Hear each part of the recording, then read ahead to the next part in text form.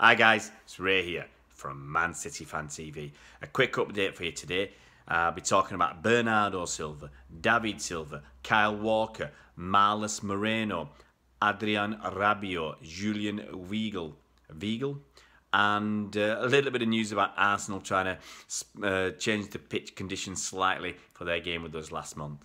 Okay, Bernardo SIlva, well, a bit of worrying news when he came off at half-time, injured in a recent game for Portugal, but quite thankfully, he said afterwards he came off as a precaution.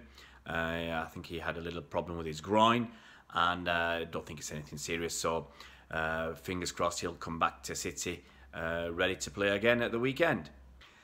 David Silva, well, he's been voted the best Spanish player in the Premier League ever in a poll on the BBC website. Now, David Silva received 37% of the vote, which is more than double, a lot more than double his nearest challenger, which was Xabi Alonso, who got 14% of the vote.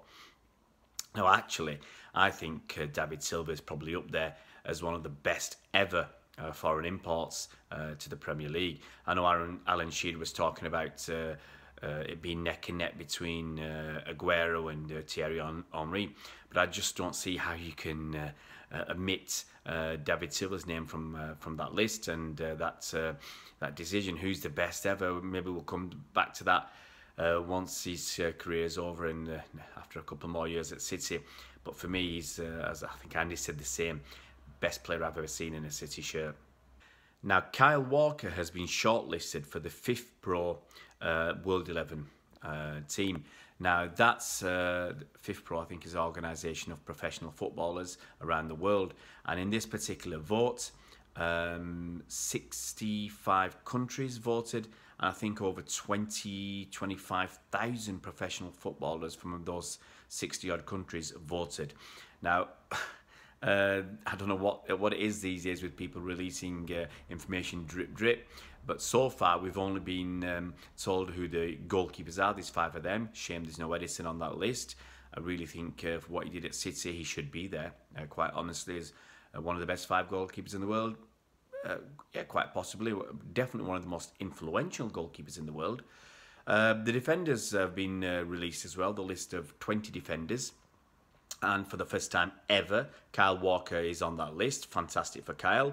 I think you can see, hopefully, the improvement he's made in the season he played at City from when he was at Spurs for so many years, and the development he's made under Pep Guardiola. So that's very encouraging for the future. I can just see him getting better and better for the next couple of years at least. So it's good to see Kyle Walker amongst that shortlist of 20. And sadly, we've not got the midfielders or the strikers yet, so maybe we'll give that to you tomorrow or whenever they're released. Next, I want to talk about a young kid called Marlos Moreno. Now, a couple of years ago, back in 2016, I think, I heard Tim Vickery, I think he described him as one of the best young talents coming out of South America at the time, and that was the time of Gabriel Jesus as well. And I think, from what I remember, Tim said he was much better value.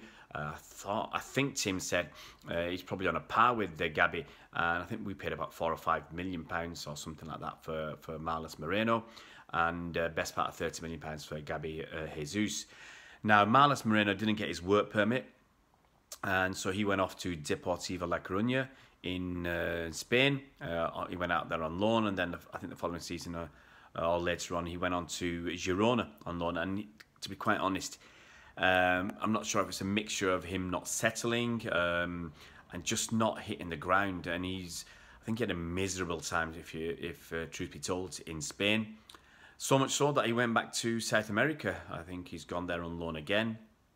And some potentially initially worrying news over a few days ago over the weekend, where he got injured late on in a game.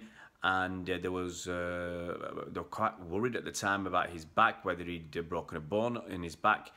And fortunately for the lad, he's not seriously. It doesn't look like he's seriously hurt. He's certainly not got a fracture. That's been reported after the game. And yeah, he's. I had such high hopes for this guy, and when I watched him on YouTube at the same time we were looking at Gabi, and it's a shame that his star seems to have faded very, very quickly. and really don't know what's going to happen with him. I can just see him disappearing from City very, very soon, which is a shame. But it's indicative of the risk you take by buying kids, basically 18, 17, 19-year-old kids from South America, where you don't really know too much about them. You don't know how they're going to settle, exactly what their temperament is like. You've looked into it and their mentality, but you can't always get it right. And so we're going to take risks like this, and sometimes they're not going to pay off. Moving on to Adrien Rabiot, 23-year-old kid playing for Paris Saint-Germain at the moment. Now, he actually played for a few months at City when he was a kid. He must have been about 13 years old. I think he spent a few months here. But it's been reported in the French press and in Spain that Pep has actually met Rabiot with a view to securing a transfer next summer. Now, Rabiot is in the final year of his contract with PSG, and he'll be available on a free transfer next summer. He's allowed to start, I think he's allowed to sign a pre-contract agreement in January. So the talk is that City and especially Pep have approached Rabiot and trying to get this deal done as soon as, by the looks of it, as soon as possible. We're not far away from January right now. If we get him, he must be a good addition to the squad. I mean, he's played, I think, 33 league games for PSG last season, so he's got to be one of their better players, obviously. A name that's generally going to feature in the starting 11, you'd hope. How good will he be for City if he comes? I have no idea, let's be honest. But with Pep at the helm, if Pep wants him, Pep will improve him. I think we've seen he's improved just about everybody we've got. So, keep our eyes and ears open for that to see if there's any more news in the next weeks or months about Adrien Rabiot.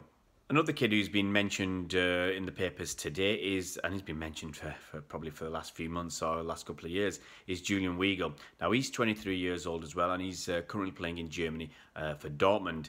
It's reported that we're interested in buying him in January as a long-term replacement for Fernandinho.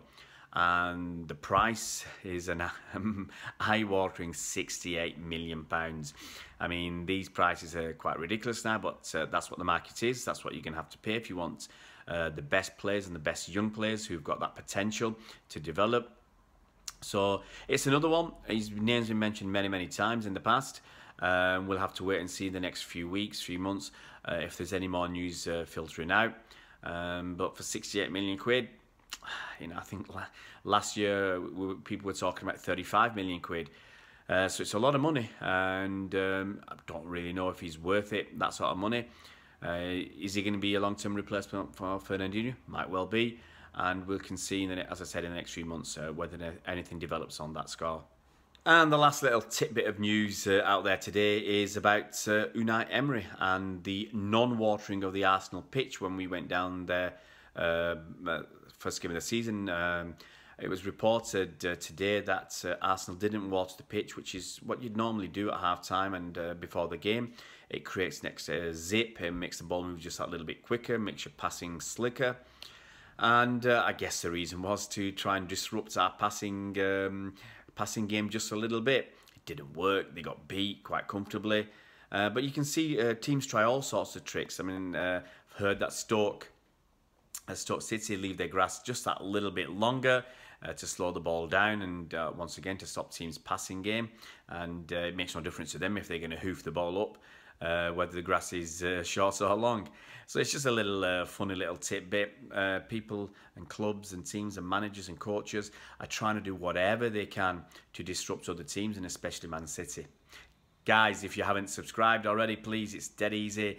Downstairs there's a red button, just click on that.